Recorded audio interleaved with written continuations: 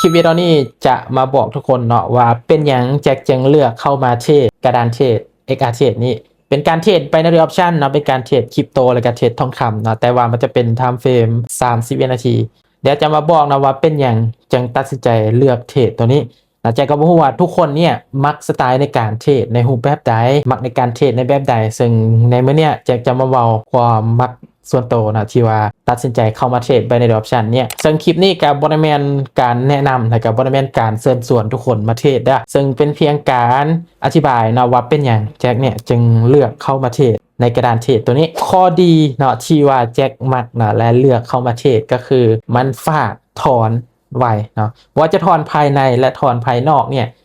รู้สึกว่าได้ใจเลยเนาะว่องไวเลยอันนี้คือความมักส่วนตัวแหละเนาะแน่นอนต้องการแบบความว่องไวแล้วว่าจะเฮ็ดอย่างก็ตามแล้วซึ่งในจุดเนี้ยว่าจะฝากเงินเข้ามาหรือว่าถอนเงินออกภายในหรือภายนอกเนี่ยใช้เวลาบ่ฮอดนาทีครับปิ้งแป๊บเดียวแล้วเนาะข้อดีที่2ก็คือมันเทรดได้ง่ายเนาะก็คือรอผลเพียง30 วินาทีเท่านั้นซึ่งแน่นอนการเทรดคือโหแหละความเสี่ยงมันก็สูงนี่แหละการเทรดบ่ว่าจะเทรดตัวใดก็ตามทุกคนมันมีความเสี่ยงแล้วแต่ว่าในมื้อนี้แจ็คได้ตัดสินใจเข้ามาเทรดนะในกระดานเทรด XR เทรดนี่ซึ่งมันก็จะมีหลายอย่างและจุดที่มากที่สุดก็คือมันได้มีการอัปเดตเหรียญสกุลเงินเข้ามาเรื่อยๆให้เฮาเทรดให้เฮาเก็งกำไรในราคาเหรียญอย่างต่างๆนะซึ่งก็มีเหรียญคริปโตเหรียญทองคำนะที่ให้เฮาเก็งกำไรในนั้นถ้าว่าเฮาเทรดคริปโตบ่ได้เฮาก็สามารถไปเทรดทองคำถ้าว่าเทรดทองคำบ่ได้ในมื้อนั้นก็บ่จะเป็นต้องเทรดเพราะว่าตลาดคริปโตมันแลนอยู่24 ชั่วโมงแม่นบ่ทองคำเนี่ยมันจะปิดวันเสาร์วันอาทิตย์แม่นบ่ฉะนั้นคริปโตเนี่ยมันมีเหรียญหลายนะคือ XRP เนี่ยมันจะมี XRP Ethereum Solana เหรียญซุยบ่ Dotcoin BNB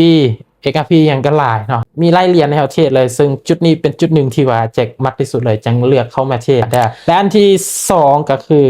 มันมีอินดิเคเตอร์เนาะบ่ว่าจะเป็นเครื่องมือในการสวยวิเคราะห์เครื่องมือในการเบิ่งว่าตลาดที่เฮาเทรดเนี่ยมันเป็นตลาดแบบใดมันแนวโน้มเป็นแบบใดราคามันเป็นแบบใดซึ่งมันมีเครื่องมือหลายอย่างเนาะบ่จะเป็นอินดิเคเตอร์อย่างต่างๆเนาะที่ว่าช่วยให้เฮาวิเคราะห์ช่วยเพิ่มความมั่นใจในการออกออเดอร์ช่วยในการเทรดของเฮาให้ดีขึ้นหลายก็ซึ่งจุดนี้เป็นจุดหนึ่งที่ว่าแจ็คมักที่สุดเลยซึ่งถ้าว่าให้เว้ามาก็มีหลายเพราะแจ็คเทรดตัวนี้ก็หลายปีแล้วเนาะหลายปีแล้วที่ว่าเทรด binary เนี่ย XR เทรดเนี่ยจากเดิมทีมันเคยเป็น BX เทรดเนาะมาปัจจุบันกับเป็น XR เทรดแหละก็ยังเทรดมาก็ได้เสียแน่นอนการเทรดมีได้มีเสียทุกคนถ้าว่าจะให้มันได้ทุกมือ